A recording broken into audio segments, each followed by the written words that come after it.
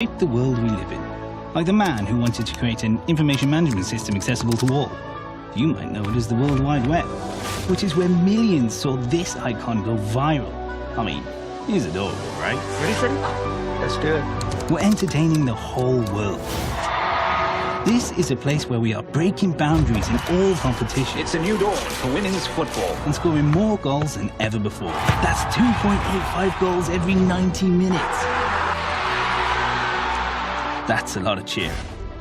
We're creating new worlds. In a place where our imaginations have no limits. We're creating the world of the future, where robots can save lives.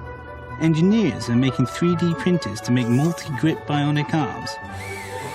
It takes 48 hours to craft a single badge, and a fraction of a second for it to pass you by. We're leaving no stone unturned, or should I say, no strawberry unpicked. Bringing new energy to the world. Some are using their time to break world records. That's 1.8 seconds to change tires, to be precise. We are commanding the skies and launching into outer space. 44 years in the making. For a moment, looking back at home, trust him when he says it's worth it. It takes months to write an award-winning thesis, and years to develop the next generation of inventors. That's unrivaled talent finding solutions that will change the world. With unparalleled infrastructure and unique investment propositions, sectors of the future like AI, life sciences, quantum and tech. In fact, we're #1 in Europe for tech, venture capital and unicorns. This is where the past, present and future unite. One might say we're quite productive. How are you spending yours? It's not about how you spend your time. It's about how you invest it.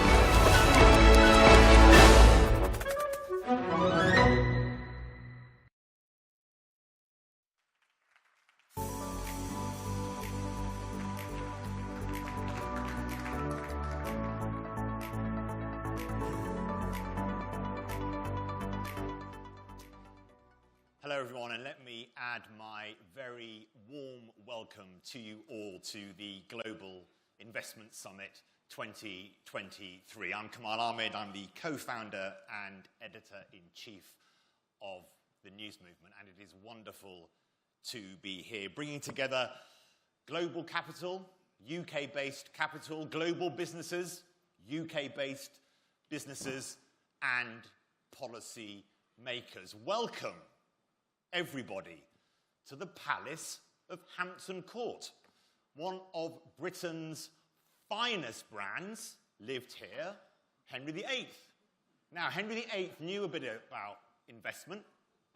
He was the man who built the Royal Dockyards, 15 or so miles downriver from here to the east of London, still in use today. He was the inventor of the modern Royal Navy. We had a little bit of beef with Europe in those days. So, nothing too much has changed maybe, although not quite as militaristic as a few centuries ago. But we also know that looking after investment is really important. Henry VIII became known as Copper-Nose towards the end of his reign because he didn't look after the public finances. And to try and control the amount of expenditure, he brought down the level of silver in the coinage that was produced by the Royal Mint.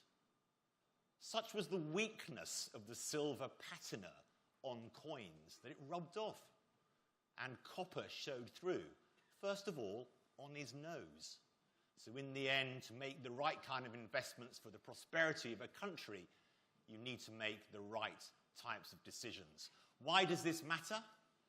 Because without capital, without business, and without the right policy environment, none of us can work at making the world a better place.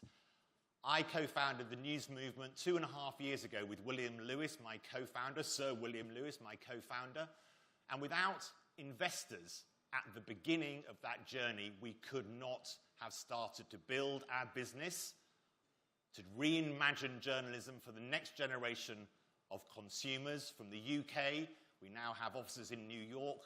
We now provide jobs for 65 people. We know that journalism is a great export from the UK, whether that's our great news organisations, The Telegraph, The Mail, The Guardian, and many others, whether that's our great broadcasters, the BBC or Sky, or Channel 4 or Channel 5 and ITV.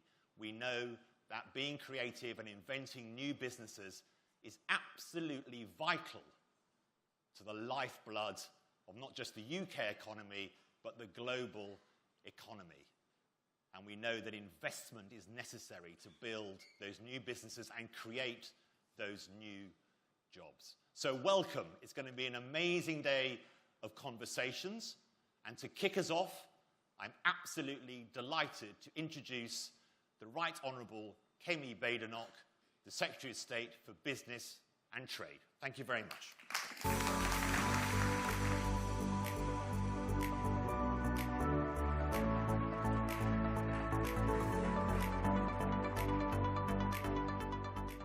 Good morning, ladies and gentlemen, and welcome to the 2023 Global Investment Summit. Thank you to everyone who's travelled from across the globe to be here today to mark the next chapter in this country's future. 2 years ago, at our inaugural Global Investment Summit, we were still in the throes of a pandemic. Yet investors put a near £10 billion vote of confidence in our country because they saw the huge potential for growth that we had to offer. It sowed the seeds for our hugely successful Northern Ireland Investment Summit in September, which put Belfast and Northern Ireland firmly on the global boardroom map. And as a growing science and technology superpower, the Prime Minister held our first ever AI Summit earlier this month to ensure the UK is at the forefront of a pioneering world of artificial intelligence. Now, it won't come as news to many of you in this room, but the UK is already a fantastic place to invest. That's why you're here.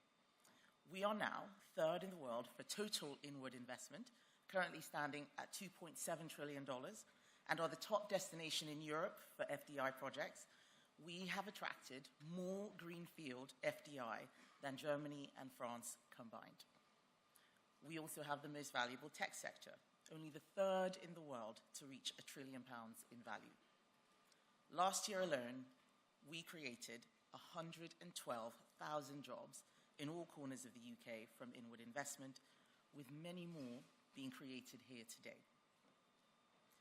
Since the Department for Business and Trade was formed just a few months ago, we have seen even greater investment in this country. In my first few days as Business Secretary, I ushered in a momentous deal for Airbus and Rolls-Royce, providing new aircraft for Air India. In September, BMW announced the transformation of their Oxford Mini plant, which secured 4,000 jobs, with Stellantis pledging £100 million for electric vehicles at Ellesmere Port. Our Investment Minister, Lord Johnson, signed a £10 billion Memorandum of Understanding with Marubeni just last month for green projects. Tata Group have pledged £4 billion to create a new gigafactory site in Somerset, which will transform our battery supply chains and create thousands of jobs. And last week, we saw £21 billion of Korean investment in renewable energy, life sciences, and tech during the South Korea state visit. On Friday, we secured £2 billion from Nissan for their sites in Sunderland, which will help secure thousands of jobs. And that's not to mention the global leadership we are showing in free and fair trade, such as joining the CPTPP trading bloc, ushering in our first post-Brexit free trade agreements with Australia and New Zealand, and unlocking £6.5 billion of fresh export opportunities across 75 markets in the last year alone. We're also taking huge steps to ensure that the UK's manufacturing sector is a world leader in innovation.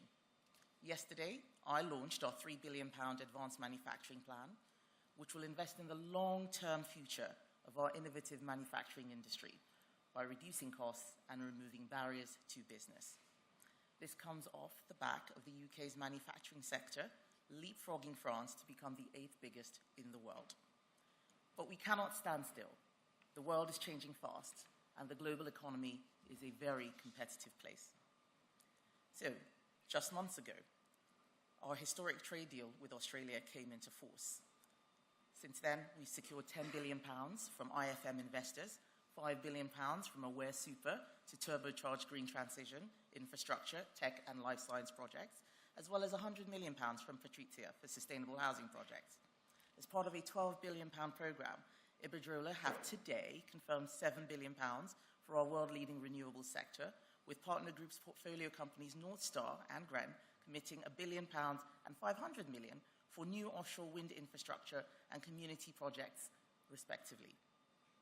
And the UK tech scene continues its world-leading charge, with combined investments totaling nearly £6 billion from Microsoft, BioNTech, Yondr, the Ellison Institute, IRA, Oxford Quantum Circuits, and MediaTek. These investments total nearly £30 billion, a colossal vote of confidence in the UK, proving further how we are one of the best places in the world to invest. But I want to take this further. I want the UK to be even more innovative, even more dynamic, and even more successful. I want business to look at the UK and see it as a dynamo for investment, free trade, and growth. I've said that my door is always open. My office is called the Department for Business. I want your ideas on how we can create a more friendly, common-sense regulatory environment, what things we should be doing differently rather than sticking to the status quo. I want to move away from just seeing regulation as the solution and focus instead on solving your problems. The numbers speak for themselves, and at today's summit, you will see why we're already on the path to even greater things. And so I'm delighted to welcome the Prime Minister, Rishi Sunak, to the stage to tell us even more. Thank you.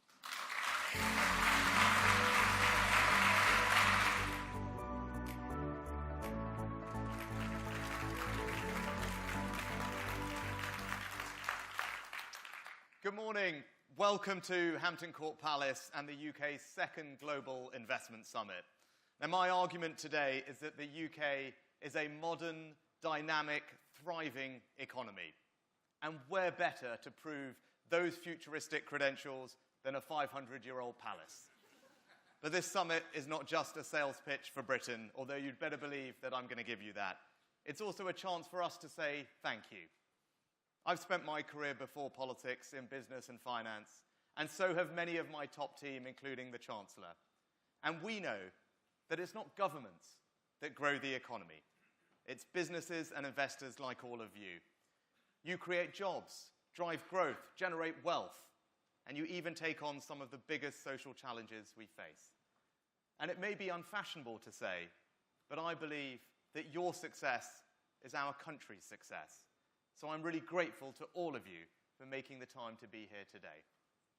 And your presence, your decision to choose to invest in Britain, is a huge vote of confidence in our country's future.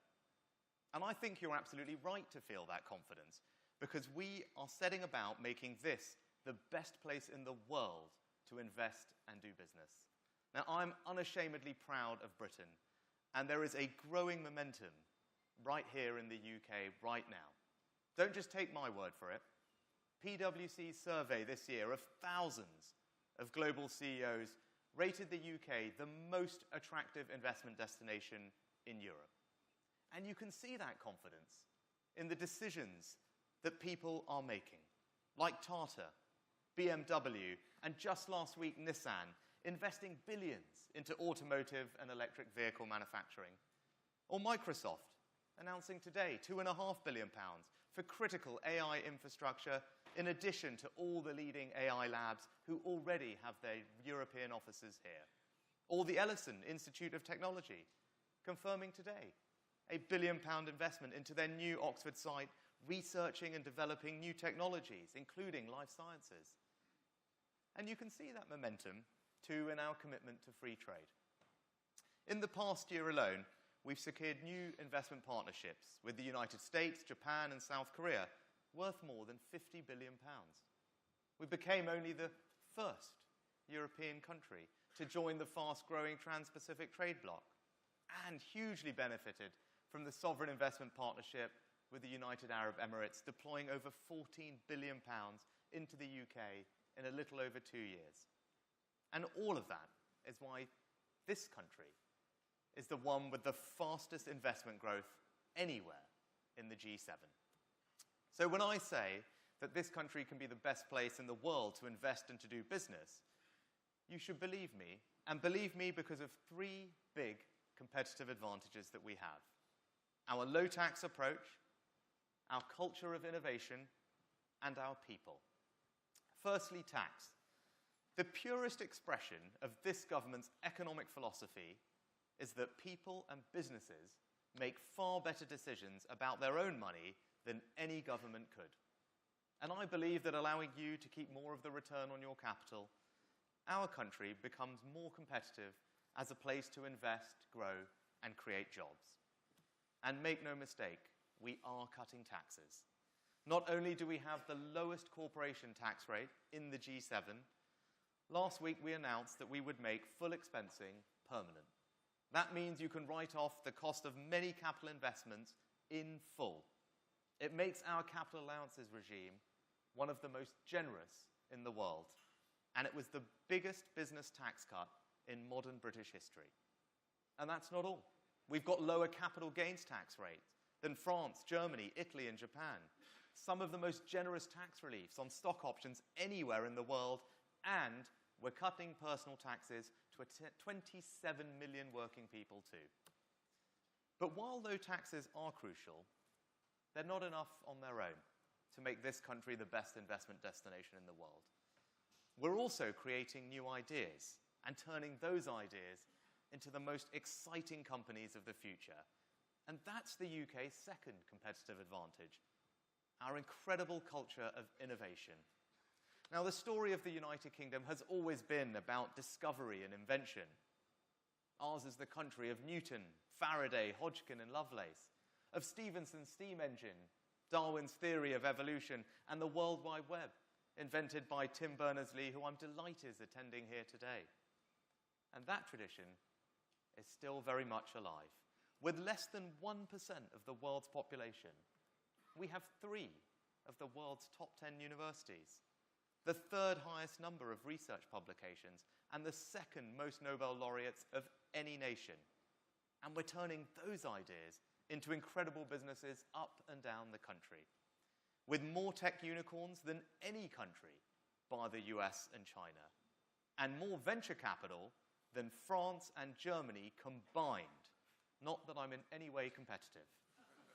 But at a moment like this, when the tectonic plates of technology are shifting, not just in AI, but in quantum, synthetic biology, semiconductors, and much more, we cannot be complacent.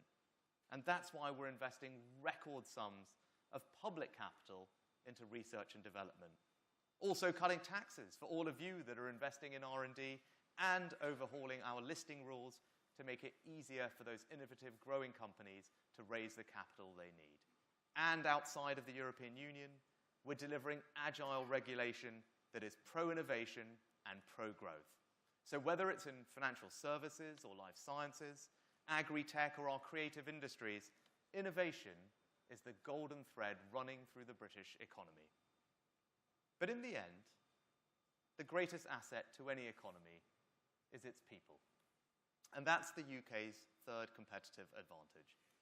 Here at home, we're delivering a world-class education system. We've already got one of the most highly qualified workforces in Europe.